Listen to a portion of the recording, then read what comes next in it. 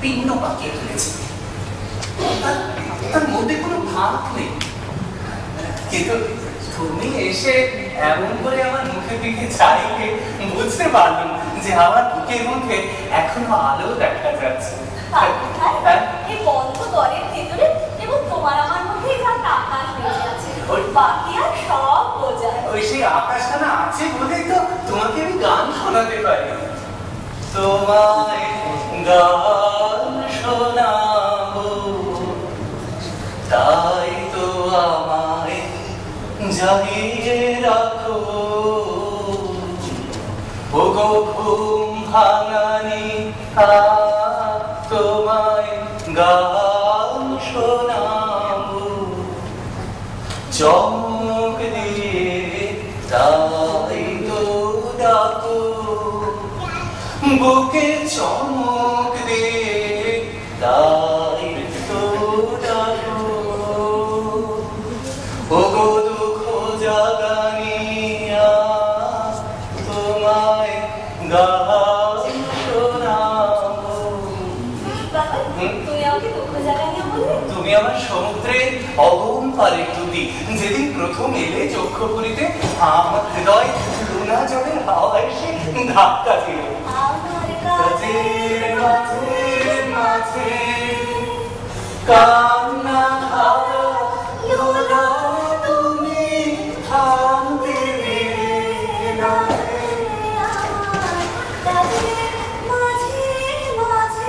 আমায় অবশ করে প্রাণ সুধায় ভরে তুমি যাও যে সরে, তবু আমার ব্যথার আড়ালেতে দাঁড়িয়ে থাকো।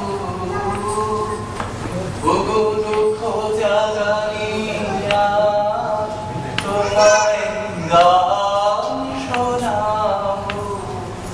তোমাকে একটা কথা বলি পাগল, যে দুঃখের গান তুমি গাও, আগে আমি তো খবর পাইনি। কেন?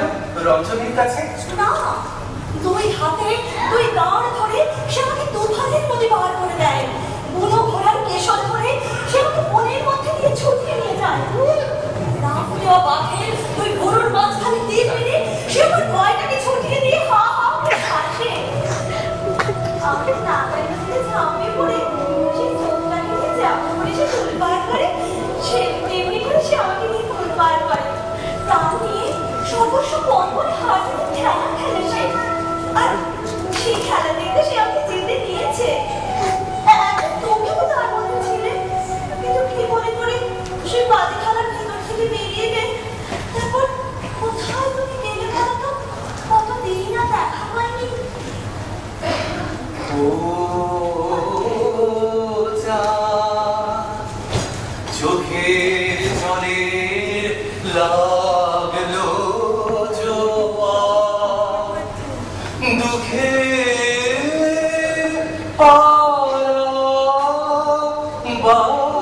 পারাবারে।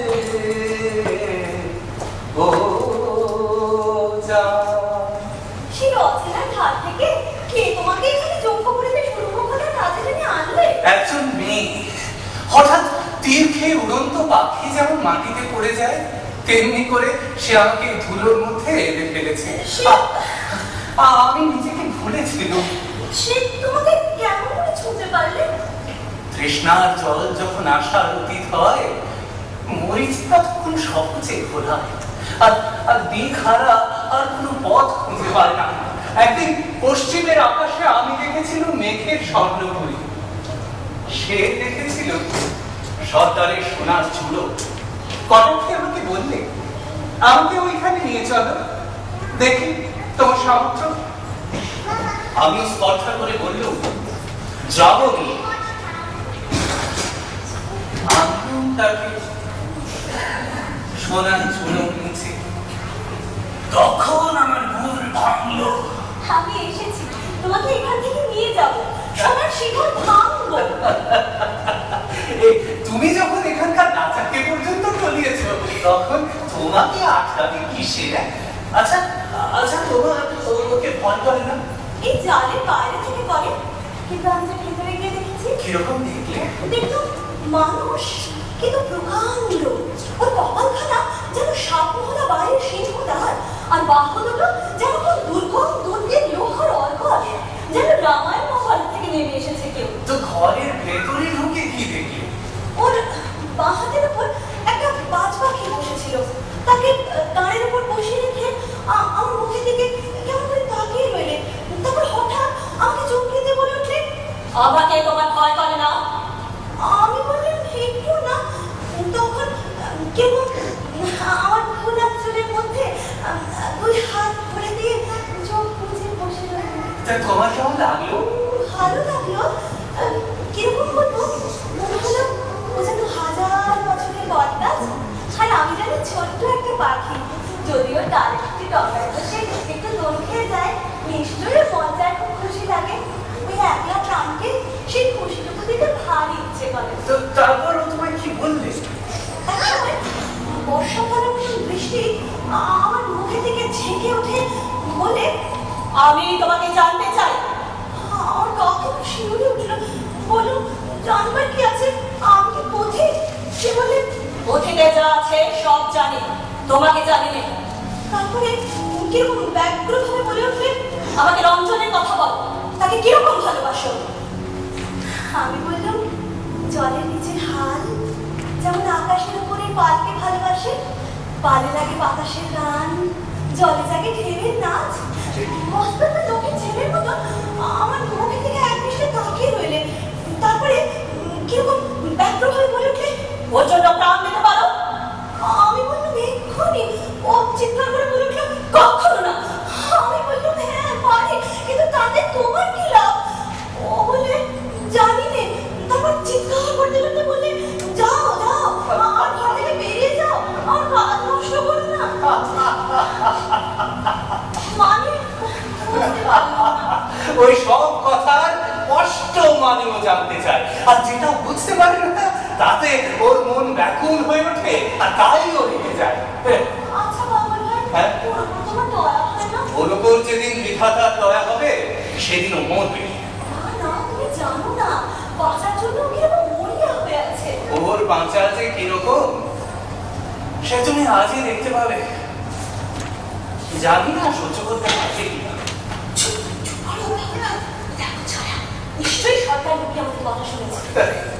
এখানে তো চতুর্দিকেই ওই সরকারের ছায়া, এড়িয়ে চলবার যোগ কি? হ্যাঁ, আচ্ছা ওই সরকারকে তোমার কেমন লাগে? ওর মতো মরা জিনিস আর দেখিনি, যেন বেরপুর থেকে কেটে আনতে। পাতা নেই, শেকড় নেই, বাচ্চার রস নেই,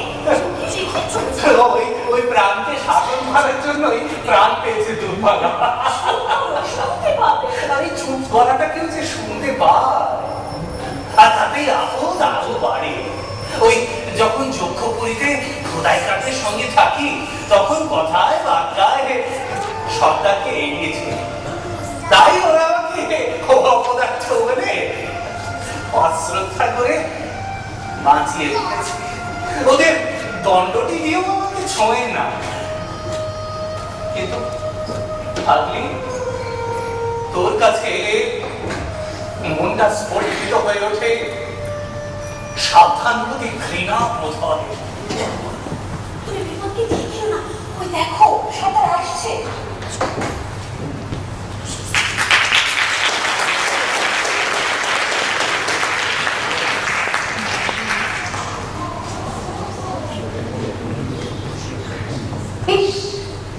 দেখলি, দেখতে দেখতে ঠিক 9টা বেজে গেল।